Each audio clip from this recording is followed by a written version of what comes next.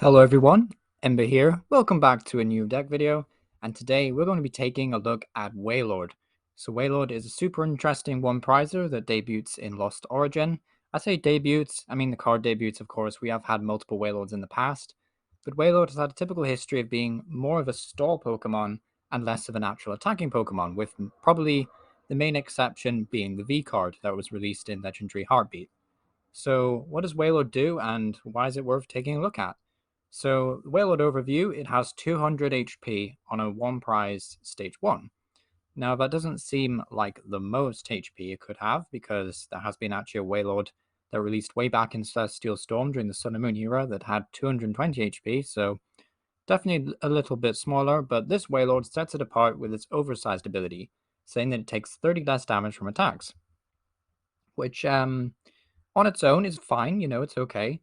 But once we consider we have the new God of War coming out, which is a Radiant Pokemon you stick on the bench, it says all your Pokemon take 20 less damage from your opponent's V's attacks.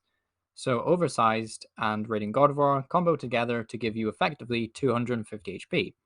So just every time your opponent attacks you, they'll be doing 50 less damage, provided they are V Pokemon, which obviously makes Wailord pretty dangerous. Then its main attack, Special Wave, isn't even that bad. 4 water energy, well, 3 water and capture energy if you want, does 120 damage, 120, and if this Pokemon has any special energy, it does 120 more. So, pretty cool, to be honest. Like, not bad at all. It's 240, so 2 hit killing everything, 1 hit killing evolving Vs. So, really nice damage output. And then again, just we have access to stuff like Big Charm, which can give you an extra 30 HP. So you could theoretically have 230 and then taking 50 less damage from attacks, which is kind of berserk, to be honest. So definitely looking forward to seeing how Wailord plays out in that sense. It's also going to be pretty cheap, so not a very expensive deck to build when it debuts. And of course, we are a very tanky boy, which is going to set us apart from other one prizers. And that's kind of like why we need to take a look at Wailord, because decks like Lunarog, for example, are going to struggle to KO Wailord. Like they already would need let's see here, let's do some maths. 3, 4, 5, 6 energy, give or take. Maybe a bit less than that to OK a Wailord. But then oversized and big charm is just saying, you need extra energy.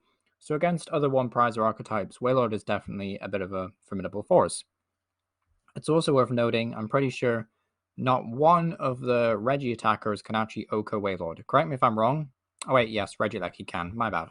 So Regieleki can attack you, but all the rest cannot Oko a Wailord, meaning you can one-KO them, which is pretty cool in the prize race.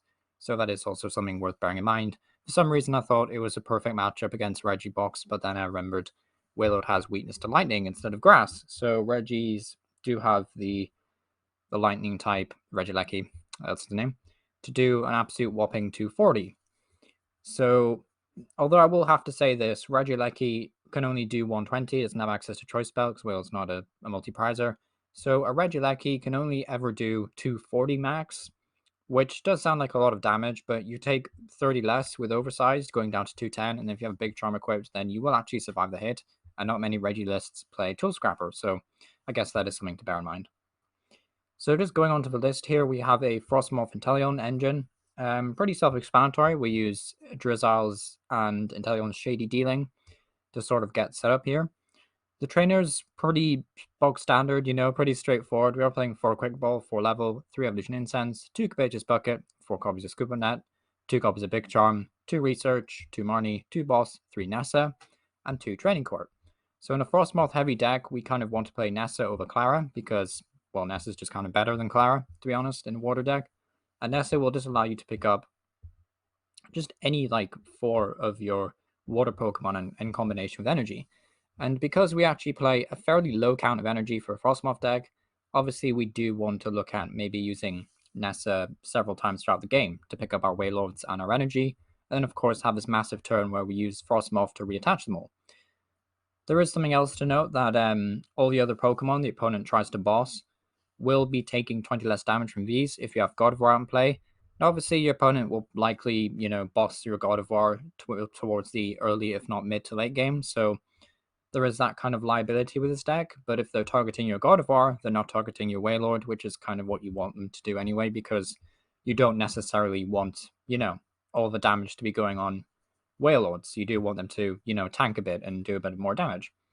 So there is that to bear in mind. And then, of course, because you're playing Frostmoth as well, you can also like just attack with Intalion as well, doing the 120 with the Aqua Bullet. So it's something to bear in mind.